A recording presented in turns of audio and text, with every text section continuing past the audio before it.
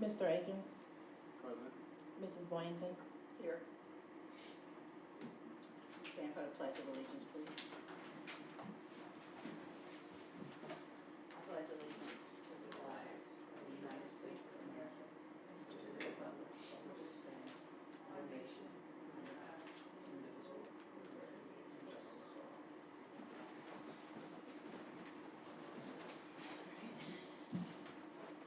Item number 2.01 is that our acknowledgement of our goals. Read those at your leisure. And 3.01 is a presentation to the board of our district finances. Mrs. Armstrong.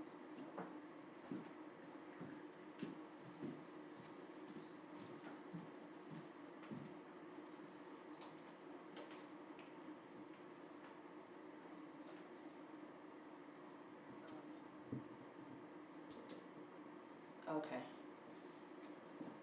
So I'm going to do a presentation. Can you guys, can I turn this so Ms. Boynton can actually see that screen a little bit better? It's plugged in. Can you see that? Okay. Yeah. Alrighty, so for the Finance Committee meeting, the first thing that I wanted to talk about tonight was the objectives of the Finance Committee. So the Finance Committee is one of the board's standing committees, which allows the board members who serve on that committee to be more knowledgeable in any given area, to keep the full board, to help the full board to be able to make decisions in a more confident and timely manner. So that's what the purpose of these different committees are. And then more general, we want to review the long-term financial plans, investments, and then provide advice to the committee members about the district's current and future financial positions. With that, taking into account Bedford's actual culture and our individual policies. So for tonight's Finance Committee, on the agenda, first we're going to look at this year's revenue and expenditures, look at the Fair School Funding Plan, look at our budget, and then also talk about the act, plan, do, and check of the 5-year forecast, what's next, and then see if you guys have any questions. So as you look at this presentation, a lot of this should be familiar. It's some of the items that we saw during the 5-year forecast, but I wanted us to take a look at a couple of the slides and talk about them in more detail, just to make sure that we have an understanding and allow you, the Finance Committee, to really start to understand different components of the district's budget and finances. So the first thing is the revenue for the district, and we talked about this again during the 5-year forecast. So we have our local taxes, which make up 61% of our revenue. And then we have state funding, which makes up 24%.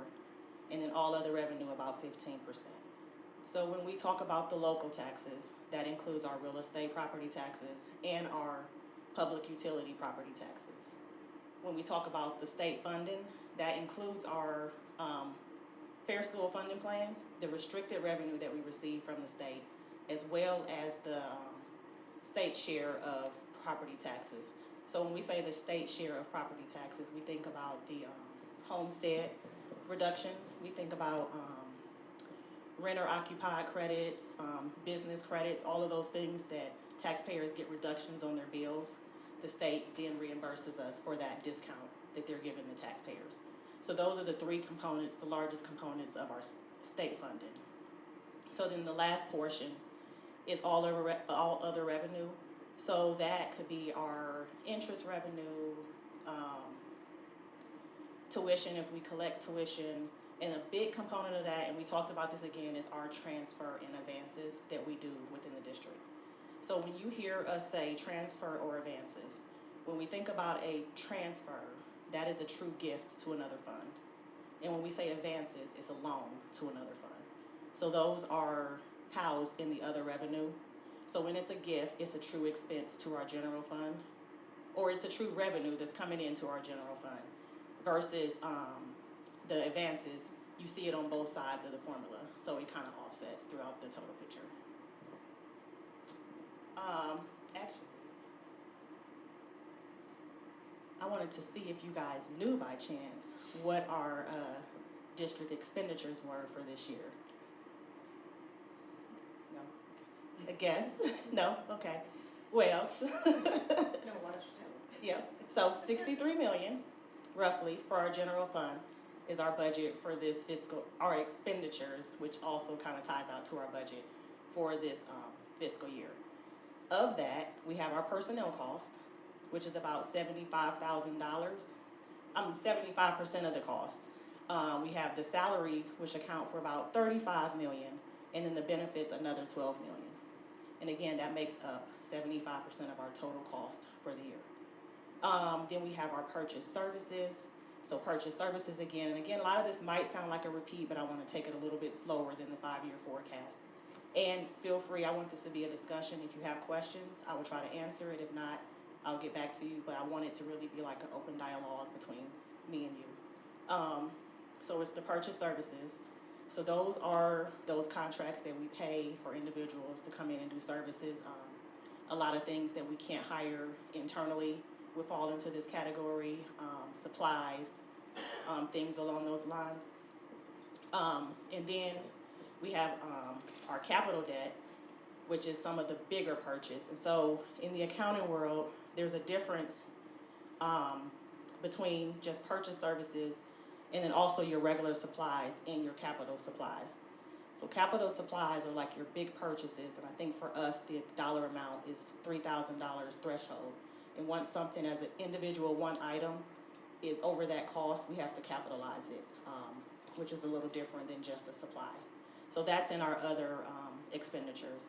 And then again, on the other side of that are those transfers and advances out. So just really quick, because I want to make sure that we're digesting it. If I say it's an advance, is that a gift or a loan?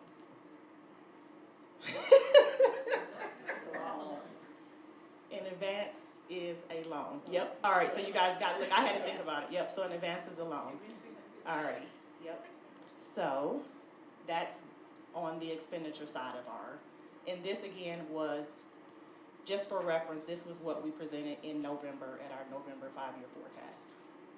I have a quick question. Go ahead. Since this is projected, that means we're no longer, are we still paying the ESC for their help? Or is that? And what is that in regards to? Into the treasury, like they were helping with getting our finances. So that would be in the contracted services, and that's in there, and this is for this fiscal year, and we still have a contract with them. So within that, any contracts with the ESC is in there, any contracts with, we bring people in for professional developments, those type of things. What was another example? Yep, nursing services or occupational therapy, those are the type of items that fall into that purchase services. Because the ESC covers many, many services. Yeah, for many yeah, they have a school lot of districts. different services that they offer, Yes. correct. And lifesaver for many districts. They are. This is also in front of you because I know the font is very small. So what we're looking at right here is the foundation report that we received from the state. So this breaks down, there are several reports that follow behind this that end up with this final number in what we get in funding from the state, from the Fair School Funding Plan. So some of the important numbers on here is the amount that we receive in disadvantaged pupil impact aid, which is about 850,000. That comma is so wrong. 800, yep, 794.65, yep. $1,000 in disadvantaged pupil aid. In the packet that you have in front of you, not in the PowerPoint presentation, because I also went in and pulled the February report. Since the Fair School Funding Plan changed to actual enrollment, that was one of the big changes that went into effect with the new Fair School Funding Plan. This number constantly changes throughout the year.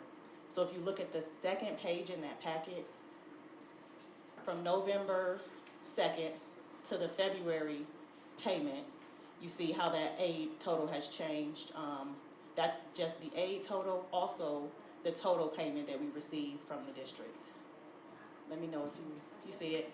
Yeah, it went up. Yep, so that's from November to February, and we get a payment from the foundation twice a month.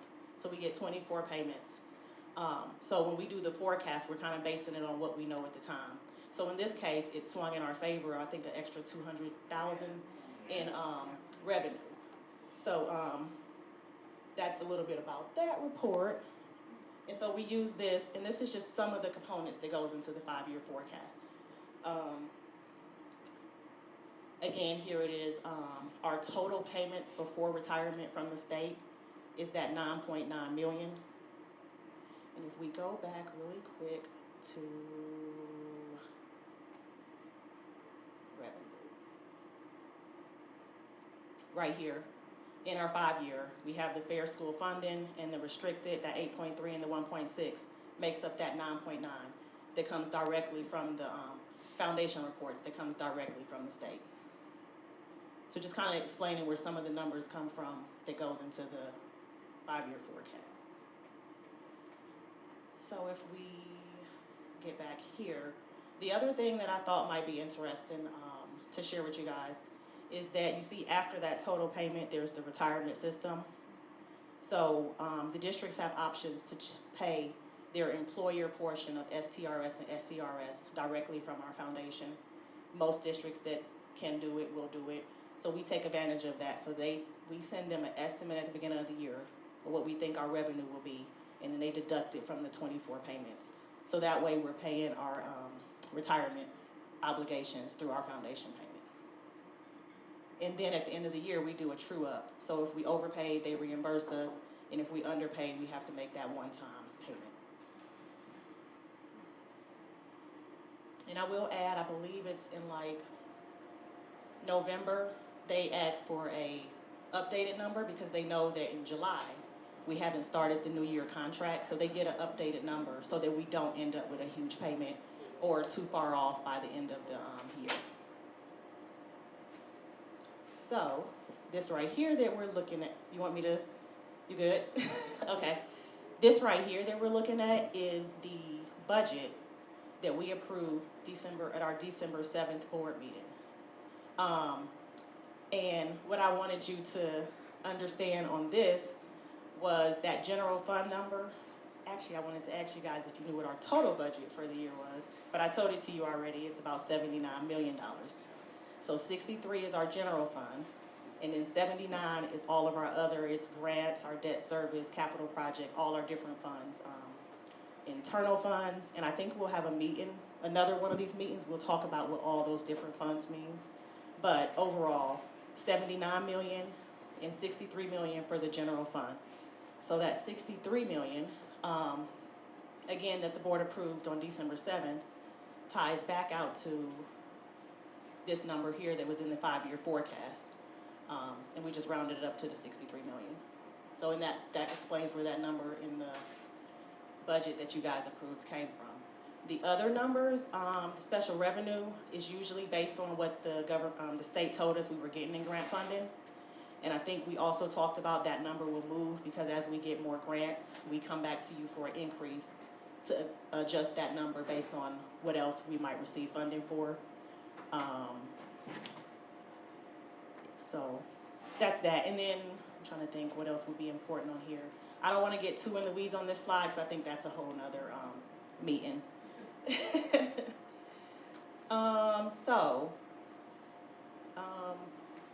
The next part I want to talk about the 5-year forecast. When we presented it in November, we also talked about where we were as a district, and we talked about this act, plan, do, check process.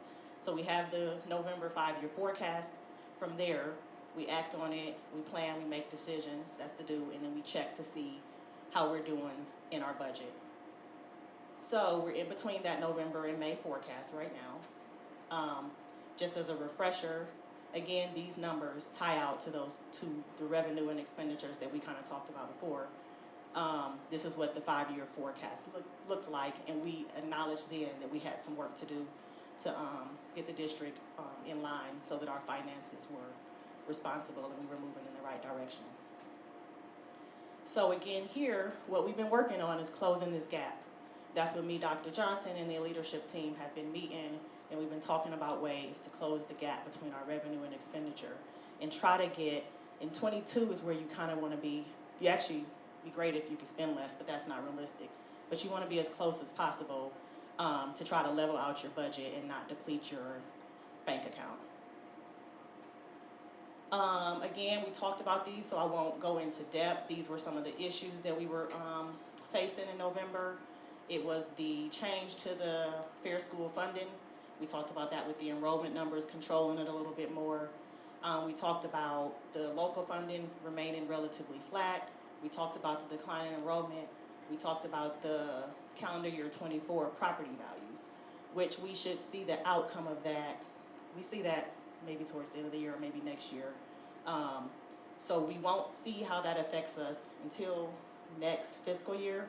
But again, I don't know if you remember from the forecast, we talked about when our property values go up, we get less state funding. So we don't know how that's going to completely affect us, but we are projecting for that to reduce the amount of our state funding. Some of the other things we talked about in November was the COVID cliff, or the ESSER cliff. We talked about our salaries and benefits in general, coming to the general fund from ESSERs, and we talked about the inflation in supplies and contracted services, and salaries and benefits compounding year over year, but the revenue remaining flat. That's kind of a repeat of that. And no operating levy in 9 years, were some of the things we talked about as a district. We needed to start figuring out how we could fix it internally. So this is actually from the 5-year forecast again, and I highlighted in green some of the things that we are actively working on and some of the things that we have information for that is in the modeling that we are currently working on. So the first thing is that the superintendent, the high school, the coordinator of CT, they're in progress of figuring out that final enrollment of what students have selected as the programs for the CTE program. And then from that, we're going to begin to model what the potential revenue will look like, as well as expense and different things, so that we can plan for that and structurally make sure we're prepared.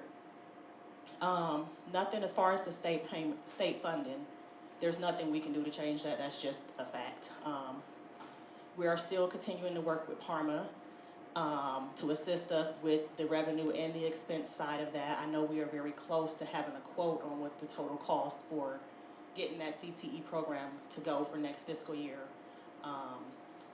And then as far as the benefits, we didn't have the totals in November, but since then our health insurance rates stayed at it actually came in a little under 5%, which is great compared to what several other school districts rates. You saw 12 and 20% health insurance increases in many other districts.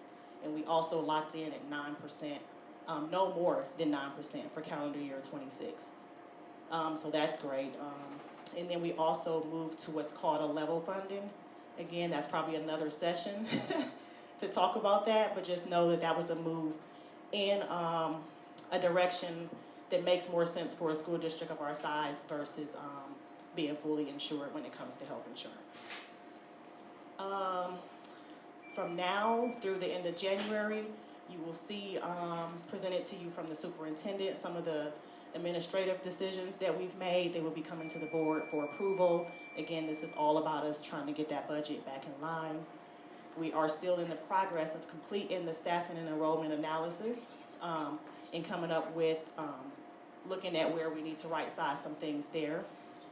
And then we are very close to closing December. I know that sounds crazy with it being February 1st, but December is one of the hard months because we have W-2s. There's a lot of things that has to happen. So once we completely close December, we will look at our final numbers and make sure that we're making adjustments internally to make sure we're on track to try to end the year where we need to be to really start closing this number out. And it will be of great assistance as we start budgeting for fiscal year 25. With that being said, we have been still actively watching the trending, and we have internally started adjusting some of our budgets to offset where we see that we are trending high, where we kind of planned to trend high was in those contracted services. With the staffing shortage, we just are having to go outside, outsourcing it, and it just costs more to do it that way right now. And the last thing was that we said our last, in November again, was to get a plan in place to reduce, which we've been doing. And also, as we anticipated, we knew that the ODE would not, just let us submit a 5-year forecast that shows us having a negative balance at some point. So we are working with them, and we'll submit a updated plan to them by the end of December, which will also be presented to the board with all the details that goes into what made us get to where we needed to with the cuts. With that, we'll submit an updated 5-year forecast. After that, for our May 5-year forecast, we will have some more numbers to see for the current year where we're trending, and we'll submit an updated 5-year that will include actuals through closer to May, as well as what we submitted to the Department of Education and Workforce, and they should tie out together. So, what's next? So for the finance committee's meetings, we want to have these quarterly to share out where we are as a district, to keep you guys informed, let you know where we're moving along the process. So this is the January meeting, and then we will have them every 3 months. After that, we might move them if we need to. If we need more, we can always add more, but we want to definitely have a minimum of 4 finance committee meetings a year. For this year, the focus is on big picture, with a focus on specific components based on what you, the finance committee, Mr. Akins and Mrs. Boynton, or even the board have questions and suggestions, and I will try to focus on those areas, just so, like I said, we can educate you guys to make better decisions in a timely manner and really have the confidence to make those decisions. So you guys have any questions based on what I presented today? I'll do my best to answer them today. If not, I will definitely get back to you with them. It seems like you have a lot of deadlines that you need to meet, because there are a lot of reports. I can't even remember all the dates that you said. So in doing that, as long as we're kept, I know we're having these meetings quarterly, that you just keep us informed at the board meetings maybe. Yeah, you mean for the deadlines, Yes, different absolutely. yes. I can maybe add a little section of mine to give you an update of what deadlines are coming up. Exactly. A quick snippet, not a full 30 minutes, but a minute or two of what is going on in the finance team. So the entire board meeting. Absolutely, absolutely. Anything else from you, Mr. Akins? You already said state going to be finishing in December. Correct. Okay. All right. Well, that's all I had for today. All right, thank you, Mrs. Armstrong. I have a motion to adjourn.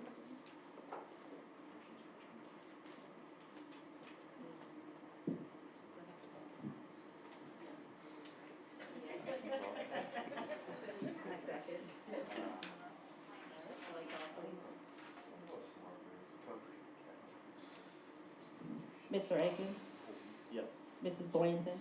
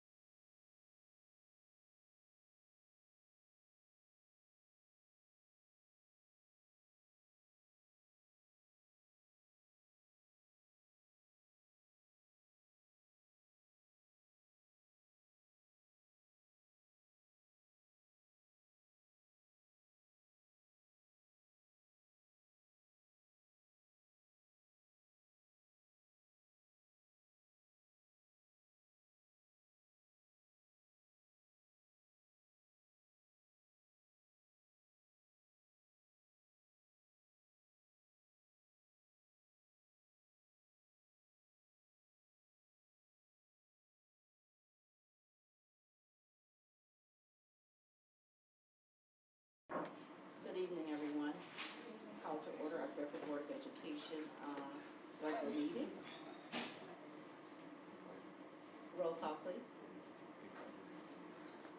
Mrs. Boynton, Here. Mrs. Macklin, Here. Mr. Akins, Present. Mrs. Turner Birch, Present. Ms. Carter. Here. Please stand for the pledge of allegiance. I pledge allegiance to the flag of the United States of America and to the republic for which it stands, one nation, under God, indivisible, with liberty and justice for all. I'm sorry, but we're in a free country. Young man, when you stand for the pledge, Okay, I'm sorry. He's special needs. He's special needs. He I'm doesn't so know that. sorry. I'm He's so special sorry. needs. I'm so sorry. Okay, that's I apologize. And I'm a special ed teacher. What? yeah, he's special needs, so he I doesn't know. apologize. So, So, you don't teach he's okay. special ed. He's okay. Thank you. My bad.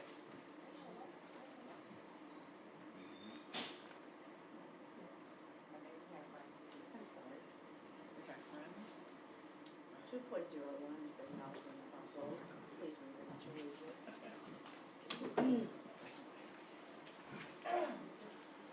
3.01 is our treasurer's presentation. Mrs. Armstrong, yes, I'm Armstrong. You're up again. Mrs. Armstrong. Sorry about that. Did you get a drink of water? Okay.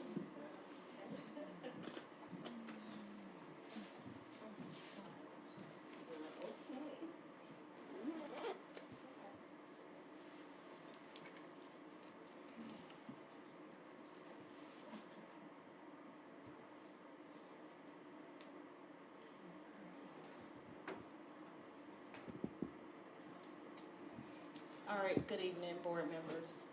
I wanted to do a short presentation tonight on the bond issue that passed on November 7th, 2023.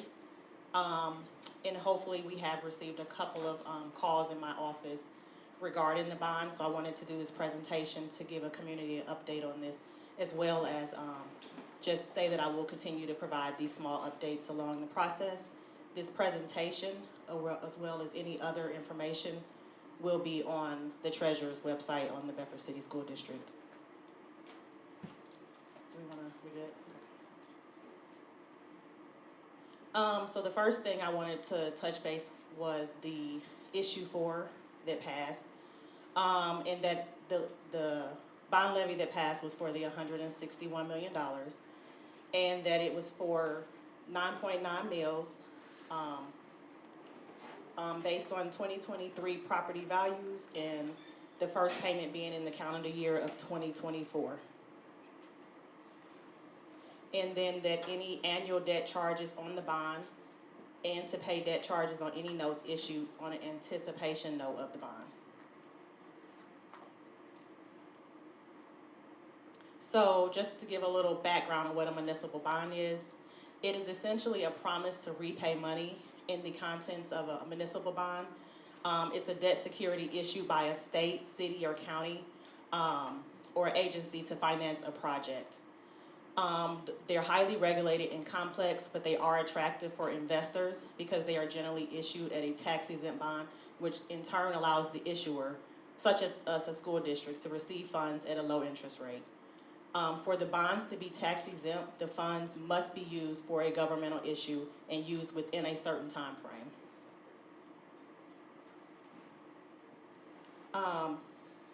It's important to note that education bonds are voter-approved funds that can only be used for school facilities.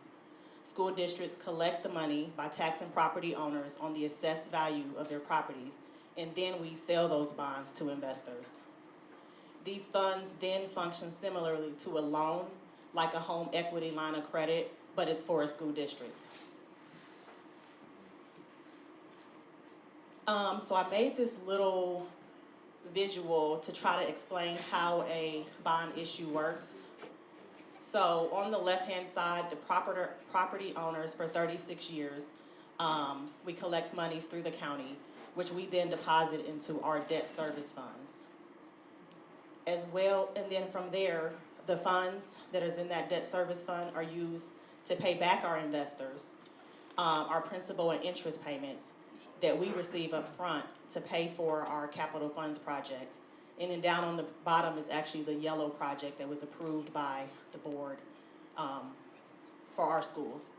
And then the one thing that I wanted to note on this is that the item 4, which is the new 3 through 5 schools, is not a part of this bond issue.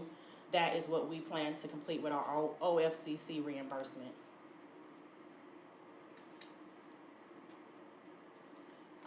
So I won't go into detail of this, but there are several steps in the bond issue process. It involves engaging a team, appointing a bond counsel, legal counsel, working with our architects to come up with a timeline for when we need to issue the plans, and that's how we decide on how we want to structure our payment plan. We have to prepare our POS, which is basically the statement that we present to our investors. And then also we work on the terms, and then throughout the whole process we have to keep reporting. There are reporting requirements for us issuing bonds. Also, it's not just me or our director of operations working on this. I have a whole financing team that includes bond counsel. We have Squire, Patton, and Bogg. Our municipal advisors, which is Baker Tilly, and our underwriters is Piper Sandler. We all work as a team alongside with TAD and the architects to decide on what the timeline and what the best structure is for our taxpayers to make sure that we save them money and get them the best rates in the long term.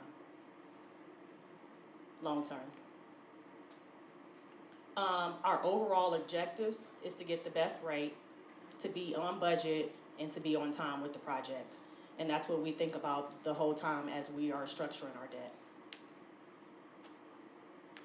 I also wanted to just provide to the community and to the board members to let you know that this presentation, as well as 2 other links, are available on the website where you can go put in your property to see how much specifically is related to the Bedford bond levy when you receive your tax bills, as well as a statement from the county regarding school funding and how bonds and in general operating levies work for school districts.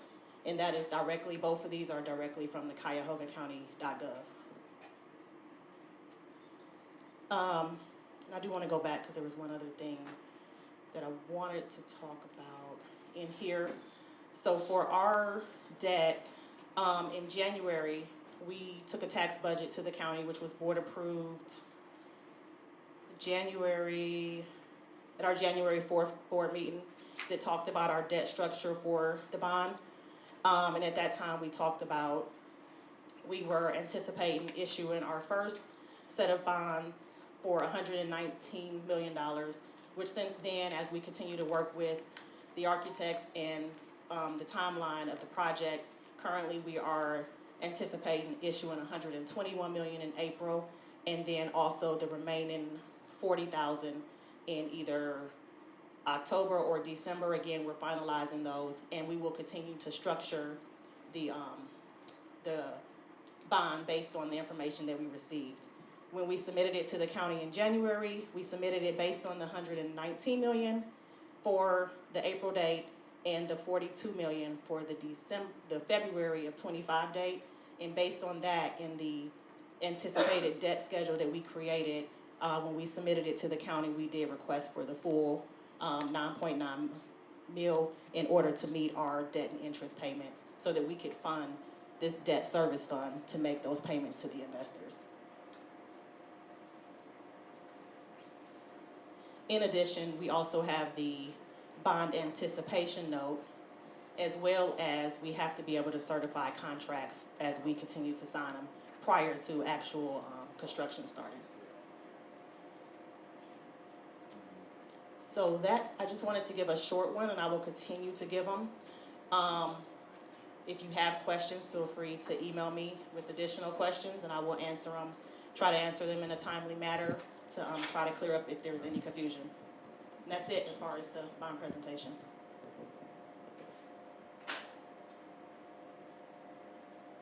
Thank presentation, a lot of great information, and I know you'll continue to update us as time goes on. So I appreciate the transparency with that. Thank you. You're welcome.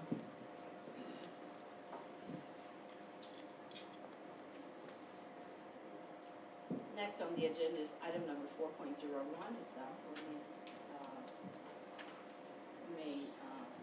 audience participation. You may address the board this time. Would you please read? This audience participation is for those wishing to make public comment and or comments regarding the resolutions on which the board will take action during this meeting. Participants will be recognized by the presiding officer and must preface their comments by an announcement of their name, address, and group affiliation, if and when appropriate. Each statement made by a participant shall be limited to 3 minutes duration. Debbie Cardamone. Cardamone.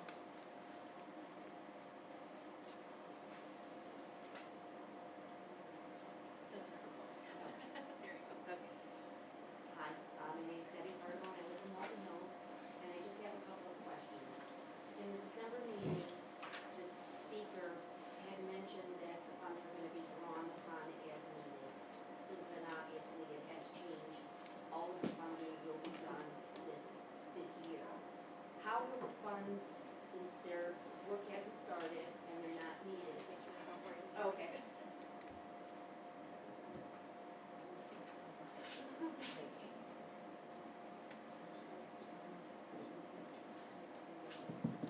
Okay, not here. Okay. How will the funds be separated and secured to make sure that nothing else, it doesn't somehow end up in some other bucket, let's say? It's a lot of money. We're paying a lot of money out of our taxes for this, and I wanna make sure that this money is strictly for this building. My second question is, a lot of projects such as this tend to go over budget. Is there a plan, should this go over budget? I hope you're not gonna come back to the people again for more money. I hope there's a backup plan, that will cover this overage. Well, the treasurer, I covered your first question, so Ms. Armstrong, could you reiterate what you, I can reiterate, and so on that one presentation, I talked about the 36 years of the taxpayers' money going into what was the debt service fund. It's a specific fund that we have to put that money in. And I don't know, also I talked about we are only allowed to use those funds for the capital project. Okay. So they have to sit in a separate fund. We're required by Ohio Revised Code to put those in a separate fund. And we have to report out on those funds throughout the year, and throughout the entire project, we have to report out on what we're using those funds for. Okay, so there's stringent checks and Very, balances on this? very stringent, Okay. yes. And then for the and then also in regards to the December meeting, I just want to clarify between the drawdown of the bond versus the collection from the taxpayers. Those are two separate things.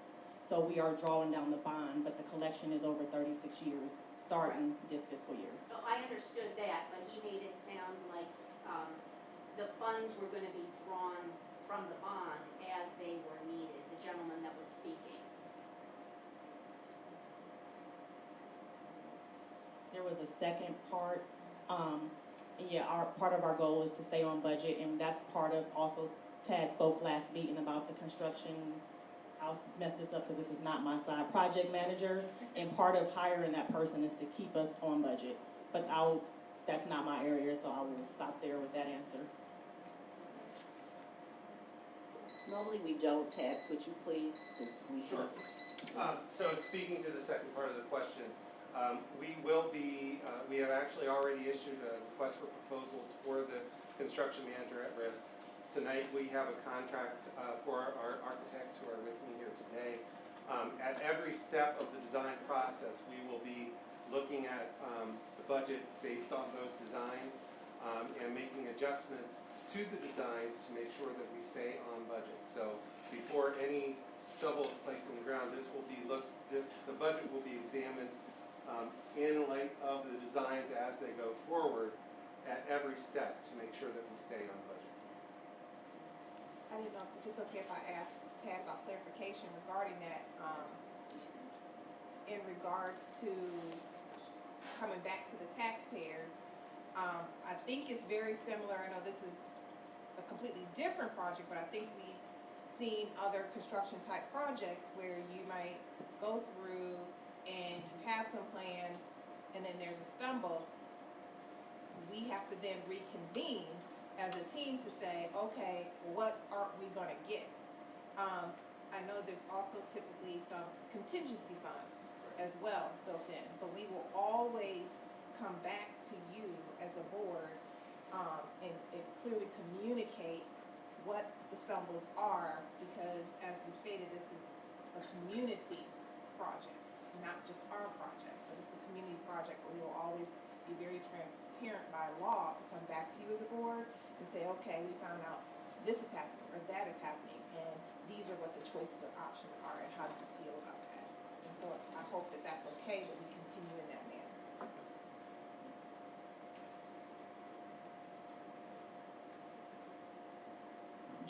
Joseph Nesnick.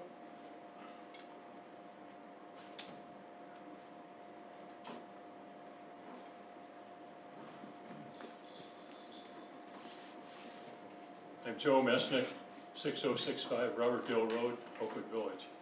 A couple things. Number one is, if you look at your green cards, there's only 30 minutes per month for open discussion with the residents. I don't know where that came from, but you know, you can't say, well, that's the way it's always been, because I spent 20 years up here with you guys, and it never was like that. We always let the people speak a lot more. Where it is right now, you only have 30 minutes, and this is only a regular meeting, and you only have one regular meeting per month. I mean, I don't know how you get your work done. I really don't. I mean, we had at least 2 meetings that were regular board meetings and 2 work sessions. And it just seems to me that you ought to have a little bit more of that. Secondly, really going to Mrs. Armstrong, that I would like to be able to see the statements, the bank statements. How many checking accounts do we have open now? How many investment accounts do we have? And where are those statements kept? And I don't need to have them brought here, but you know, I can come and take a look at them at some time in the future. That would be fine. And one thing that wasn't on there, but you know, guys, I've spent a lot of time, over 30 years, studying the school district. I gave each one of you a report that I put together. I'm sure you didn't get any of that from any other school board member. But the fact that you really need to read that. You got to take a look at them. The problems you have are really inherent in the way the communities were developed. And just to answer Mr. Tad Ellsworth, Mr. Ellsworth, on the architects, I'm only going to say that typically you're doing this thing backwards. Typically you hire the architects, design the buildings, then you go for a bond issue. It's never done where you get a bond issue first and then go the other way. I'm telling you, it's just not. So I mean, you're doing it, and it's going to be hard to not have overruns. Anyway, I'm done. Thank you. You all have it. And anytime anybody has any questions, please call.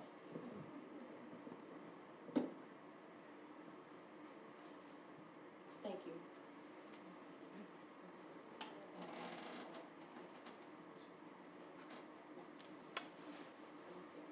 Would you like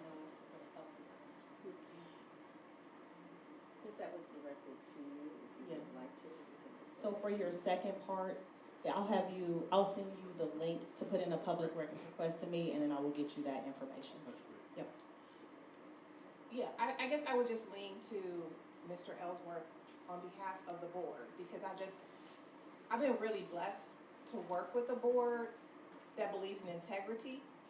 And if it's okay with the board, are you okay with Mr. Ellsworth speaking to the legal process as a public school when we're building buildings that we're required to follow, especially when we're working with OFCC and other? Are you okay with that? Yes. I'm okay with you. So, Please speak into the mic. yes. Thank you so much.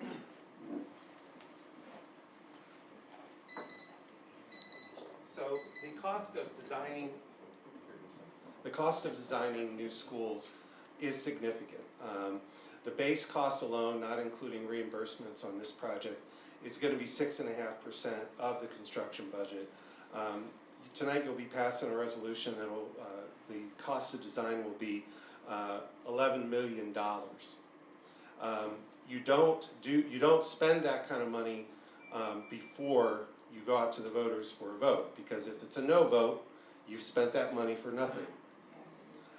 So you do not do a design on your building. What you do is a master plan, which is what we did, and we spent $25,000 on the master plan. That was the cost of coming up, working with the community, coming up with the different, which sites should we use, what's the general size of the building based on enrollment projections that are done by the state of Ohio. But you don't do an actual design, which is a significant amount of work, millions of dollars for a project of this size, until after you know that you're going to actually do the project. And so there are many communities that can't pass their bond issues, that can't pass their levies. And I think the voters would be very upset if we went out and spent $11 million to design buildings that the voters will never approve. You know, that is just not how you do business. No school district in the state of Ohio that is borrowing money and going to their voters designs their buildings before the voters pass their bond issue. I'm not aware of any in all my years of service. Thank you. Thank you, Mr. Yo, Ellsworth. can I say something to that? Thank you. You know, what he said, You're out of order. Thank you, Mr. Ellsworth. Do we have any more? Valerie Harrison.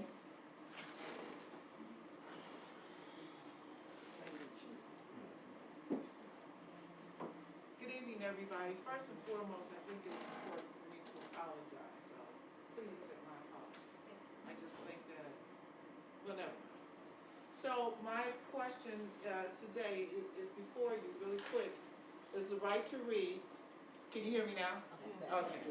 So, and this is addressed not just to the teachers or the administrative board, but also to the parents. So what I need to know is how are we teaching the reading, for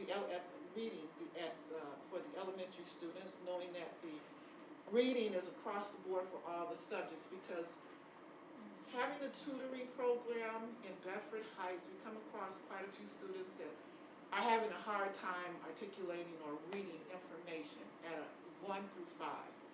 And how is the reading literacy here in Bedford, in our school district Bedford? Is it the same? Has it improved, or is it taking a drop? As the state reading, as far as that's concerned. Keeping in mind that our students need to master, everybody know this, but some of us have a tendency to forget, phonemic awareness, phonics, vocabulary, fluency, and comprehension. We get quite a few students who are coming in and they're not getting that. And the other big part is, what's going on with the homework? They're not getting homework. I'm just asking. So what we've been doing is creating homework, or we correspond with the teachers to see where they are or where they're at in regards to what they've done in the classroom for that day, if not for that week, so we can be on the same board. So in this program, we're trying to desperately work with the teachers based on what we get from the students, and as you know, it's not always accurate coming from the students. But at the same time, to make sure that when they leave us and they go back to the classroom, they have some type of strategy or some type of tool to improve their reading. Again, reading is across the board: history, science, mathematics, and that is so important. So with the sight words, with the little kids, and the, you know what I'm saying. Thank you. Thank you so much. Someone will get back with you within 24 to 48 hours, but I would like to say to you that Mr. Harrington will be doing a presentation on science of reading, and he will definitely be addressing questions about reading at the next board meeting. So I actually would please attend and bring some parents because it is a mandate from from Governor DeWine, Right. and it's going to be a very important presentation. So Am I out of order if I ask you, when is this taking place? the meeting will be next week. Oh, the next week? I mean, next board meeting, I'm sorry, yeah, the next board meeting, yes. Okay. All right, thank you so much. March. And we appreciate the audience participation, thank you so much. Next on the agenda is our consent agenda, 5.01. Oh, was that the last one? I'm sorry. Yeah, that was the last one. Do we have a motion to approve the consent agenda as it is presented? Motion to approve. Okay. Has been moved by Mrs. Macklin and second by Mr. Akins.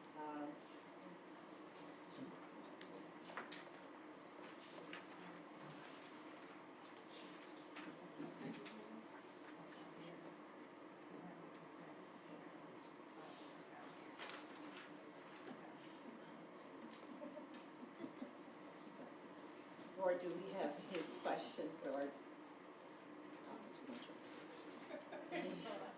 or discussion about the consent agenda?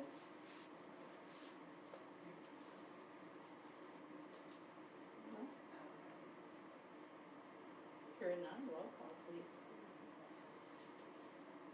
Second motion, Mrs. Mackler. No, Sharon, let's make a motion. Mrs. Macklin, Yes. Mr. Akins, Abstain. Mrs. Boynton, Yes. Mrs. Turner Birch, Yes. Mrs. Carter. Yes. Motion passes 4-1. Next on the agenda is item number 6.01, approval of, I could have a motion to approve our January 18th board minutes. Motion to approve minutes from January 18th, 2024, work session as presented. Second. It's been moved by Mrs. Carter and second by Mr. Akins. Any questions or discussion? Hearing none, roll call please. Mrs. Carter, Yes. Mr. Akins, Yes. Mrs. Boynton, Yes. Mrs. Macklin, Yes. Mrs. Turner Birch. Yes. Motion passes 5-0. Thank you, board. Item number 7 is our superintendent report. Good evening, Board President, Vice President, Board members. This evening I have 8 recommendations before you. I'm guessing you want me to take them all separately. Under 7.01, the approval of the following job title. 7.02, the approval of the following administrative personnel. 7.03, approval of the following field trip. 7.04, the approval of the Ohio High School Athletic Association membership renewal. Under 7.05, the approval of the Phase 2 work for Dr. Glover. Under 7.06, the approval of the architectural contract. Under 7.07, the approval of the MOU for a partnership for CCP with Stark State College. And under 7.08, the approval for a student's request to graduate early should they meet all of the state requirements. Dr. Johnson. We'll take 7.01, job title. Can I have a motion, please? Motion to approve job title as presented. Second. It's been moved by Mrs. Carter and second by Mr. Akins. Any questions or discussion about the job title, board? Hearing none, roll call please. Mrs. Carter, Yes. Mr. Akins, Yes. Mrs. Boynton, Yes. Mrs. Macklin, Yes. Mrs. Turner Birch. Yes. Motion passes 5-0. Thank you, board. 7.02, the motion to approve the superintendent's administrative personnel recommendations as they are presented. Could I have a motion, please? Motion to approve the superintendent's administrative recommendations as presented. Second. Been moved by Mr. Akins and second by Mrs. Carter. Any questions or discussion, board? Hearing none, roll call, please. Mr. Akins? Yes. Mrs. Carter? Yes. Mrs. Boynton? Yes. Mrs. Macklin? Abstain. Mrs. Turner Birch? Yes. Motion passes 4-1. Thank you, Board.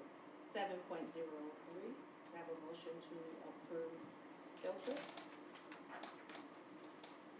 Motion to approve field trip. Second.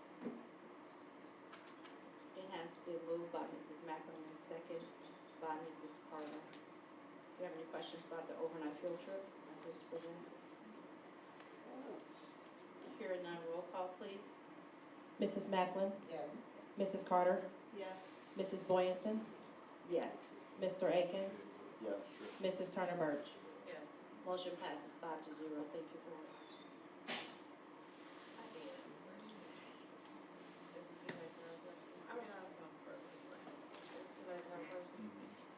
I just wanna know, I'm assuming this is the 8th grade field trip, correct? Middle school, yes. Because this is where they went last year. Why are they doing DC anymore?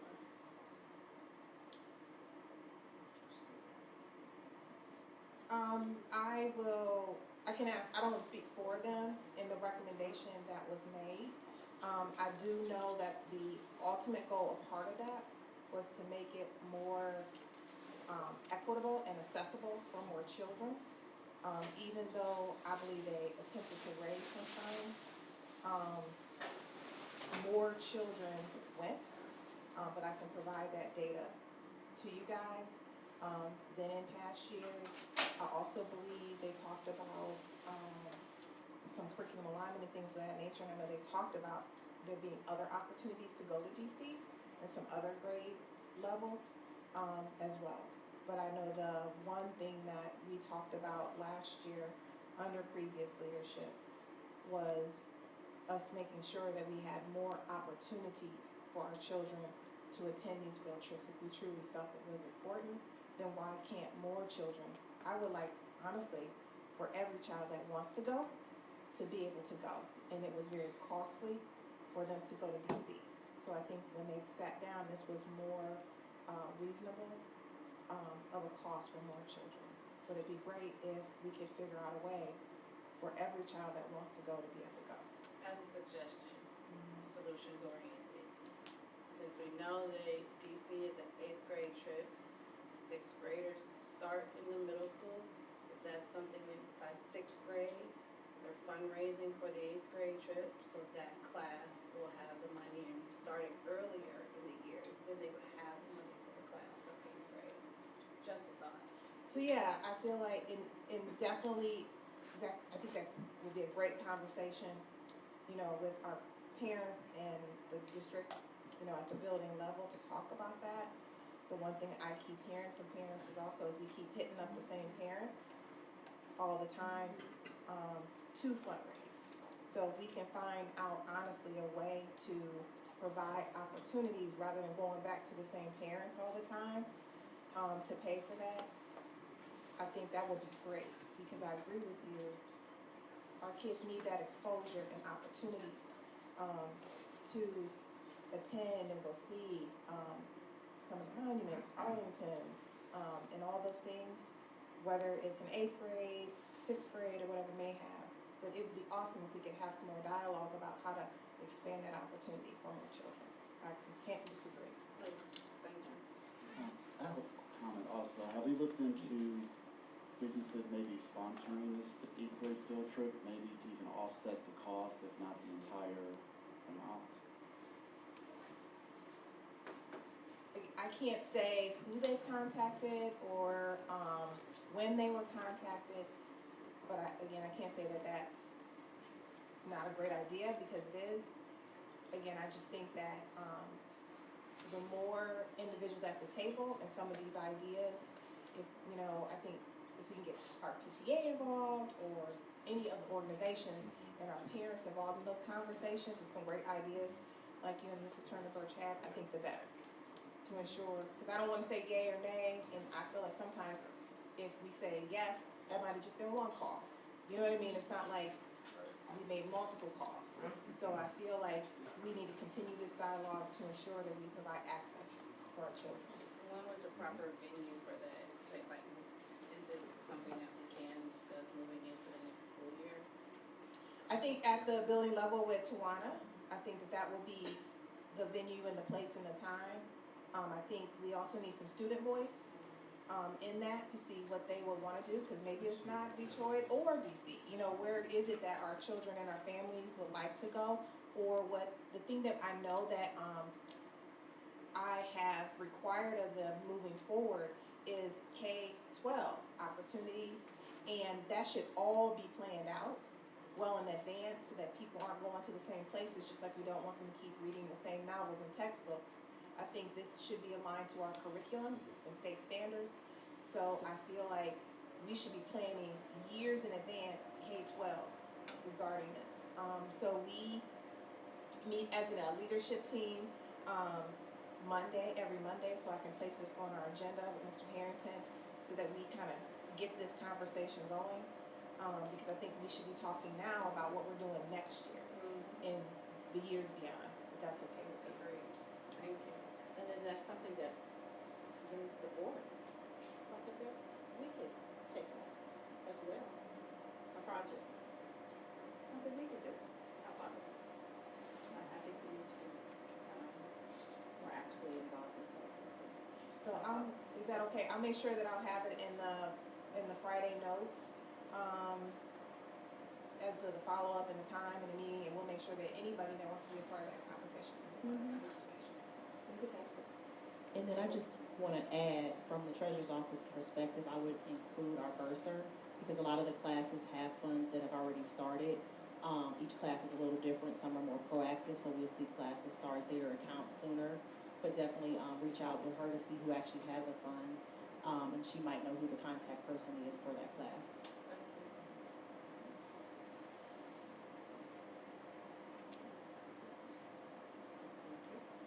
We probably should have it posted, like by grade level, what the subjects are.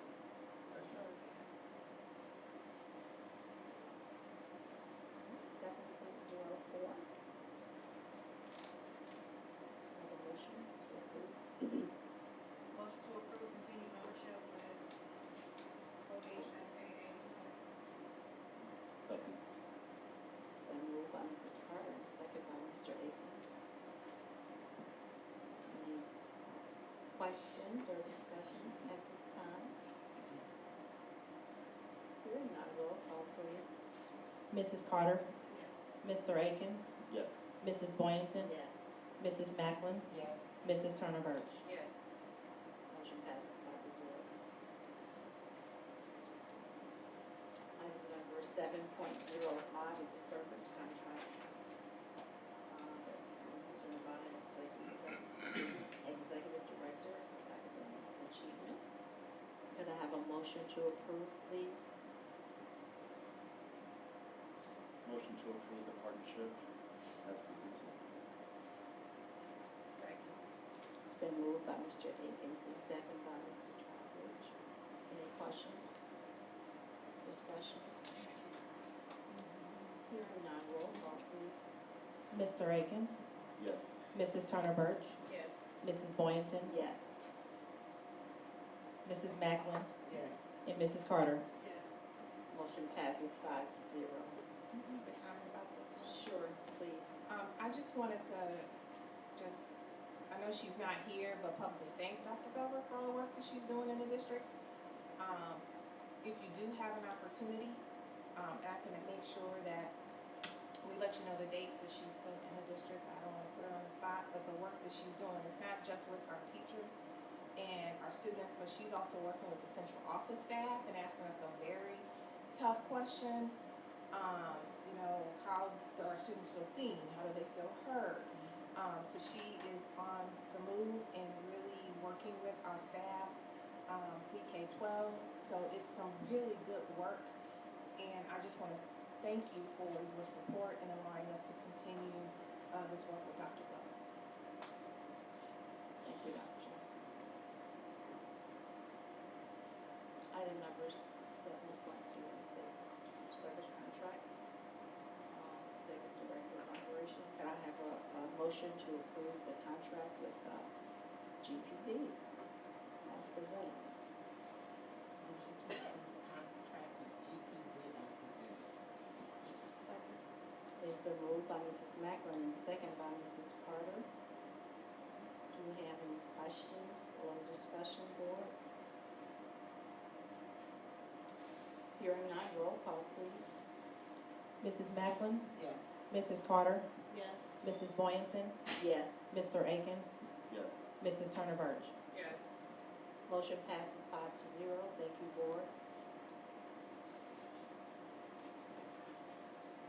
Item number 7.07. Could I have a motion to approve the MOU with Stark State College as it is presented? Motion to.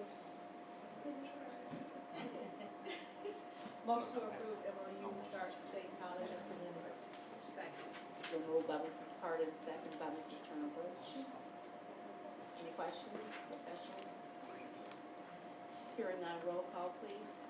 Mrs. Carter, Yes. Mrs. Turner Birch, Yes. Mrs. Boynton, Yes. Mrs. Macklin, Yes. Mr. Akins. Yes. Motion passes 5-0. Thank you, board. In 7.08, we have a motion to approve, schools' request for early graduation. Have a motion, please. So moved. Second. It's been moved by, Mrs. Turner Birch and second by Mr. Davis. Do we have any questions, discussion?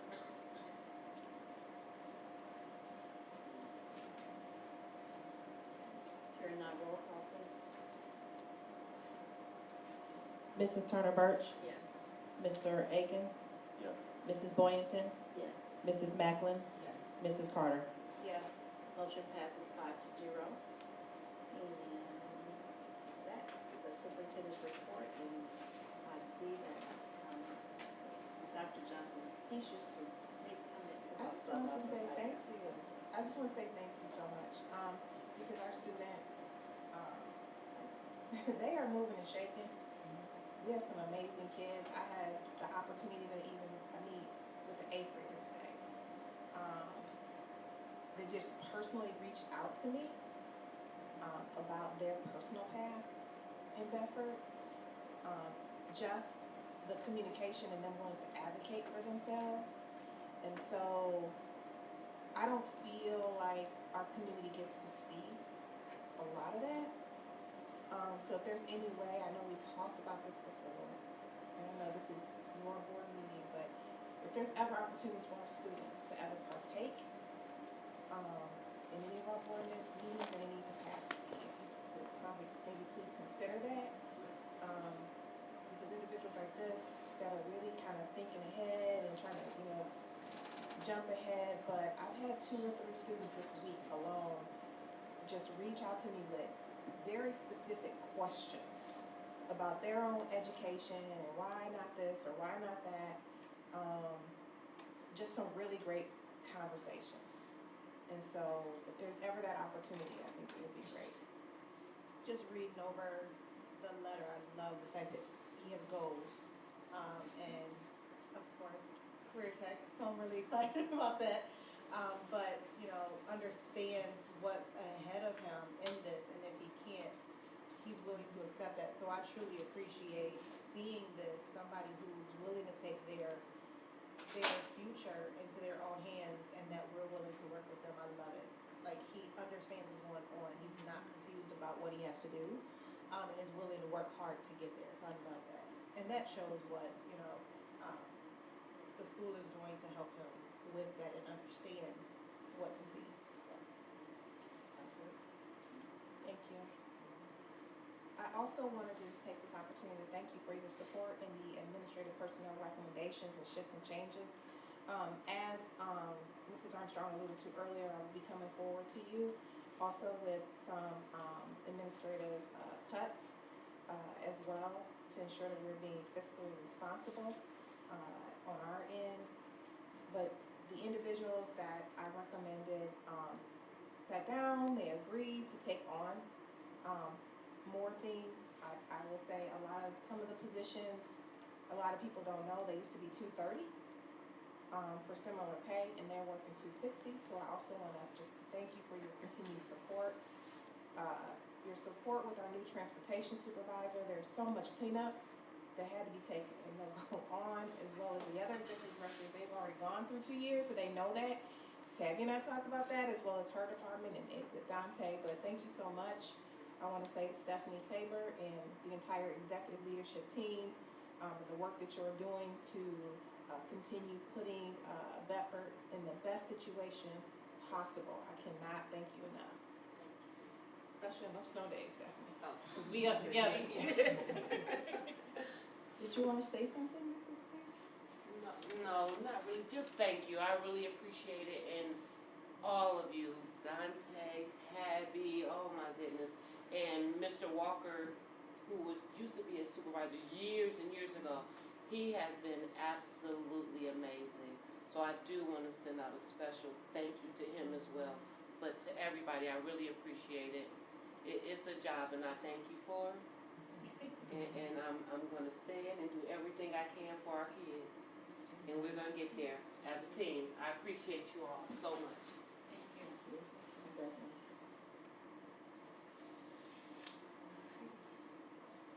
Number 8 is our treasurer report. We just heard from you all night. 8.01. I never get to talk this much. So, treasurer's report, there's only one item, and it's our purchase order then and nows. We have 5 of them, and we are actively working to reduce these as a district.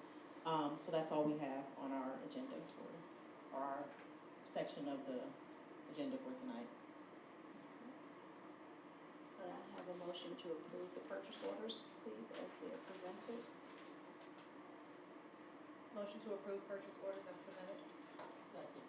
It's been moved by Mrs. Carter and second by Mrs. Macklin. Do you have any questions or discussion about the purchase orders? I just have a question. What is the one with East Cleveland City Schools? I can follow up with you on that one. I don't have it in front of me. Okay. Yeah.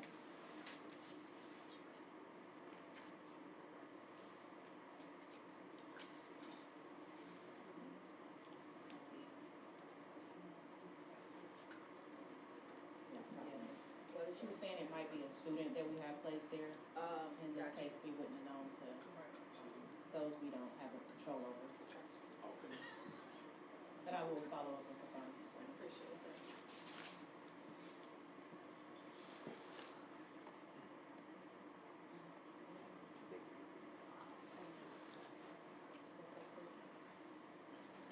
Mrs. Carter, Yes. Mrs. Macklin, Yes. Mrs. Boynton, Yes. Mr. Akins, Yes. Mrs. Turner Birch. Yes. Motion passes 5-0. Thank you, board. Item number 9 is new business, Board of Education. We have anything, new business, old business, time to talk. Mrs. Carter, she is just ready to share. Well, because I was told that when I go to a class that's, been taken care of, gotta talk about it. So, went to actually 2 of them, went to a conflict resolution session, and also went to Board 101 this past weekend. Very long weekend, but very informative. Learned a lot of information, and actually I was just telling Ms. Armstrong that a lot of things that they went over during the finance part I was able to relate to. Even though I know a lot about finance, but when it comes to school finance, it's totally different, but just knowing that, seeing what's required of us as a board and seeing that we are on the right path, per their rules and laws and things like that, we are on the right path when it comes to a lot of that. So I'm excited to continue to, be in this position, continue to grow and learn. I am doing the May 3rd and 4th sessions, which is the leadership one. I'm also February 7th doing the Sunshine Law. So I'm gonna be in a lot of trainings, but I'm enjoying this. I'm definitely learning as much as I can and taking in as much as I can so I can be the best board member for you all.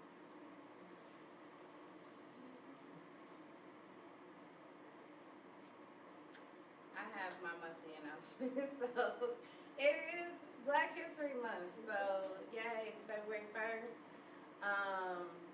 It is imperative that Black history is shared as a part of American history, so it should be shared and celebrated 365 days of the year, not just the 29 we get this month. But just wanted to put that out in the forefront. As well, it is American Heart Month, Library Lovers Month. So thank you, Ms. Harrison, as you were talking about literacy. This is an opportunity to really get out there and push our books and reading with our children. I know Ms. Cole did an excellent introduction of all of us for January's Board Appreciation Month, so appreciate that. And in that, we all were asked what were our favorite books. So anybody, it's Library Lovers Month. You can go and look at those books that are favorites and check them out and take a read. So that's an opportunity for that. And then, of course, it is Lovers Month. So February 14th, celebrating Valentine's Day. Be sure, tomorrow is Wear Red Day, February 2nd. So wear red. Hopefully your groundhog will see a shadow as well. And then just a side note for health, because I'm always going to say something about health, it is also Dental Health Month. So if you have not had your yearly checkups, go get those, especially for children. It is Children's Dental Health Month. Those should be done every 6 months. So just a FYI, put that out there.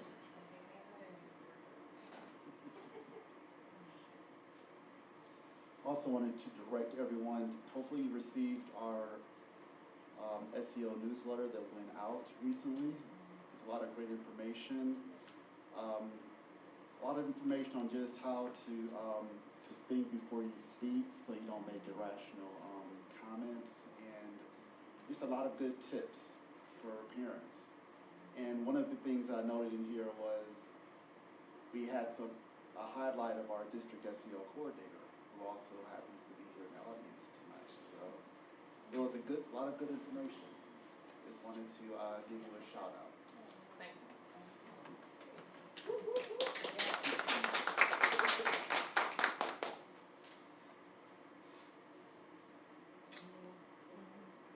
I'll let you go first. So I did have 2 things that I wanted to just share with the board tonight. The first being that I did attend a professional development last week, and that was one of my professional goals for this fiscal year, or this calendar year as well, was to get some professional development with my background being in nonprofit and corporate accounting. This class was an accounting academy which really focused on governmental accounting, and it also provided me with a lot of the updates in GASB. I know this is going to sound very accounting, but GASB, GAAP, and government-wide reporting, so that I'm up to date in the changes in governmental accounting. So that was it was a lot of good information, and to be able to network with different treasurers or even just the different government entities, because this included counties, states, airports, different things like that. So thank you guys for allowing me to attend that professional development. And then the second thing is I just wanted to share with you and the community that the treasurer's website, the bond issue update link, is active, and I will continue to update as I present with these presentations and links. And if I receive questions from community members or the board that seems to be like a repeat question, I will try to put the answers to that on the website as well. Thank you. I just want to say that I did attend both those sessions that Mrs. Carter attended. I went to the board 101. I was reelected, and I would advise anyone, if they're reelected, to go. It's so many updates, pertinent information that would be good for a board member, because even if it is a second term, you always want to know if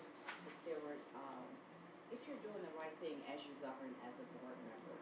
And I found out new stuff.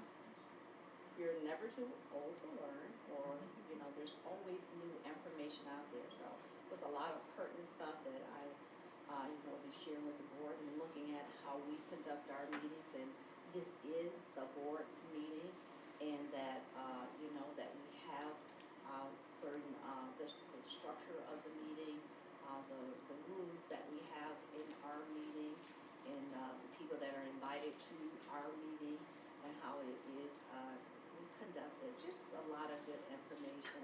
And so, I advise, any board member to attend, Board 101.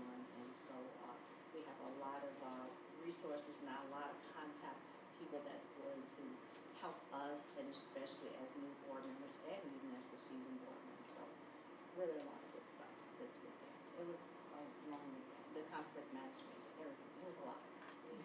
You know, we're just trying to get better, just try to be the best that we can, and just trying to do our best. And also, I just want to thank, you, Dr. Johnson, for the extra pounds with the cheesecake. For board appreciation and the gifts, so thank you, for thinking of, the board. And thank you, Mrs. Cole, for highlighting the board and letting everybody know just a little bit about us. And I want to thank, everybody, the children that gave us a shout out. It was just beautiful. Thank you for, just appreciating us as a board. You know, we hope that we're representing you well. So thank you. Anybody else?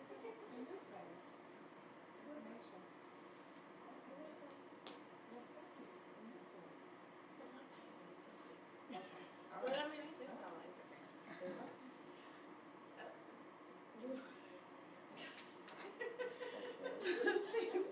I recently posted a newsletter, and if you would like to follow me, you can follow me on Instagram. I will be getting to do that. I said monthly, I'm hoping to do it monthly, but it'll just be updates from the board, more specifically around legislative updates. I also added some wellness tips. So just to kind of be more centered and provide a little bit more engagement to our community from my space. A couple of House bills to kind of watch right now. Was it House Bill 68? House Bill 80. So House Bill 68 is I don't have my phone right now. It is the healthcare enactment. And it is around gender affirming care. However, it is also inclusive in that bill around mental health services for children in transition. It's a lot of things going on where it was overturned in the House and vetoed from the governor, and then it's back in the Senate, and the Senate hasn't voted yet. So that's why that's one of the ones to kind of watch to see what the Senate says around it. The other one, House Bill 83, is around higher education. I thought it was just important. I will just put out anything around education, and of course healthcare actually does migrate into our children and anything that affects children. So if you'd like to follow me on Instagram, that's Coach Danny B on Instagram. I do post, I will be posting those monthly newsletters just to kind of keep you abreast of things because I am the legislative liaison. Also anything around diversity, equity, inclusion, as I'm also the diversity, equity committee member with OSBA. So any professional development or anything I've participated in, I plan to kind of put an update in those newsletters. Thank you, Dr. Johnson. I do want to say something. I actually just heard about the newsletter and did say the board. That is your newsletter, though. That It's is not my the, newsletter. it's No, not the it is board. not the board's, it is not my the board newsletter. newsletter No. because the board has absolutely nothing to do with that. Correct. And she can only speak for her, not as a board. That is not the board's newsletter, so I want to make sure, very transparent about that. That is not the board's newsletter. Correct, it is mine. It is mine, it is mine. Mine only from me, in my capacity.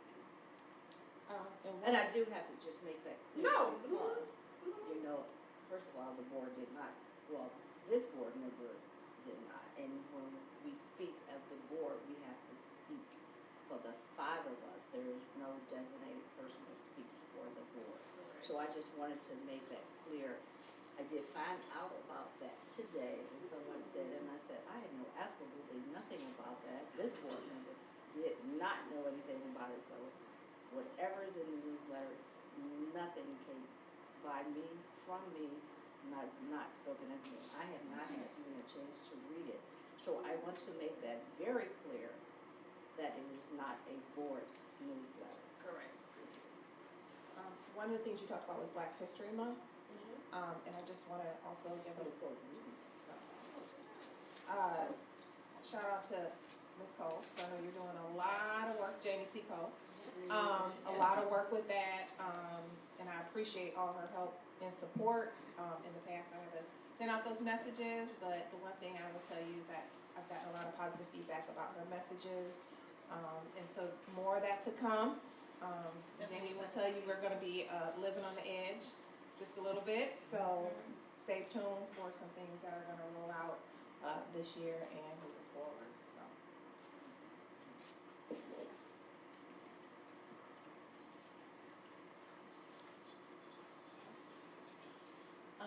I'll also say, while y'all are doing your side note, I also attended, our first stakeholders meeting for our CTE program. Loved it, a lot of great information from businesses that are involved. A lot of great feedback, so I'm excited to see our CTE program definitely take flight, and continue to move forward with these meetings. It's just great, so, thank you, Dr. Threet, for definitely the invite, and I'm excited to see, how the next meetings go, so thank you. Well, look at this, Miss Carter, just showing us all everything. Look at her. I'm busy. Very good, very good. Thank you, Ms. Carter. I'm so glad you were able to attend the meetings and being a part. Thank you for representing. Thank you.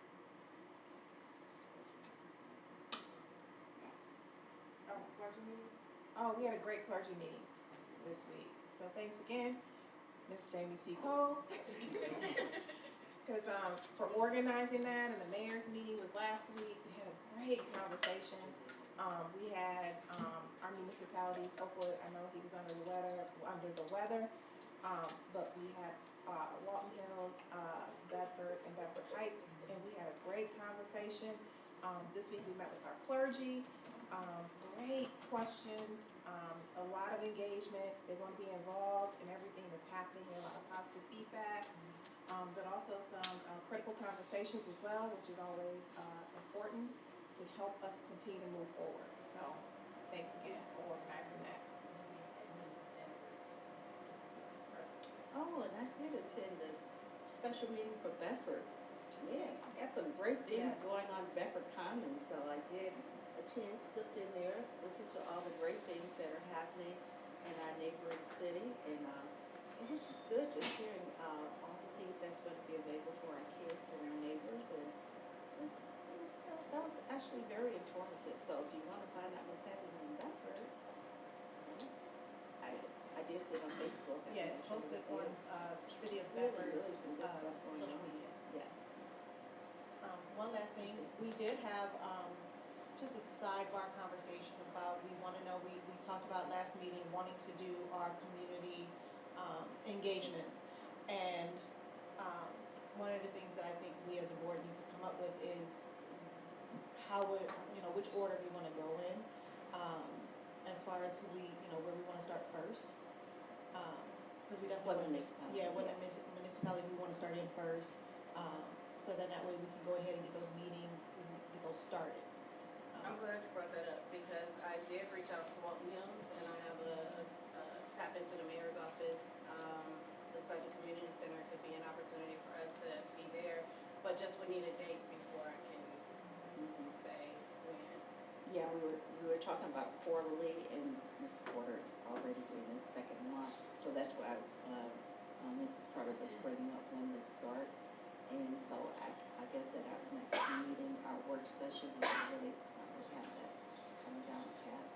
So, Yeah. and we were actually, I was thinking maybe we would start with Yeah, Like to start definitely. I would like to start. So we'll be looking at March. So I would say definitely maybe reach out to them and just get a couple of dates, so that way we can, Right. vote on it in our next meeting, so we have that on the agenda. But I definitely agree, Walton Hill should definitely be first, and then Oakwood, would be shortly after that. Bedford Heights, yes. So, So, are you still are you gonna contact Oakwood? And I can contact Bedford, or you can contact Oakwood. I didn't know you were gonna look at Bedford Heights. yeah, and I was gonna ask, did you all wanna try to do it in one of the schools, or did we wanna do it at the recreation center? Because I know that we stated we wanna get more participation in our schools, or do we wanna do a recreation center for Bedford Heights? I like the community center spaces, we're talking Saturdays on that. Okay. I can do that, I'll reach out. And Would you which reach out to Saturday? Bedford? Will you reach out to Bedford? I can talk about this. Which Just need to know Saturday when. did we say? Oh, well, all As long as Saturdays it's- available, but you said Okay. you were only available, whatever, 2 Saturdays Second, in a month, third. so. Okay. So just, where is it? Pardon? Whatever Saturday you go, you're gonna take one. It would either be the second, third, so, I will reach out to the mayor's office to see if either the second or the third Saturday in March it would be available. And so we'll be traveling too, so. All righty. Anything else? So we're saying in church, all hearts and minds are clear? All right. Could we have a motion to adjourn? Motion to adjourn the meeting. Second. Moved by Mrs. Carter, second by Mr. Aiken. Oh, yes. Mrs. Carter, Yes. Mr. Akins, Yes. Mrs. Boynton, Yes, Mrs. Macklin, Yes. Mrs. Turner Birch. Yes. motion passes 5-0. Thank you everyone for coming out. Our work session will be on February 15th, the day after Valentine's Day. We will still be taking candy on that day. All right. Thank you, everybody.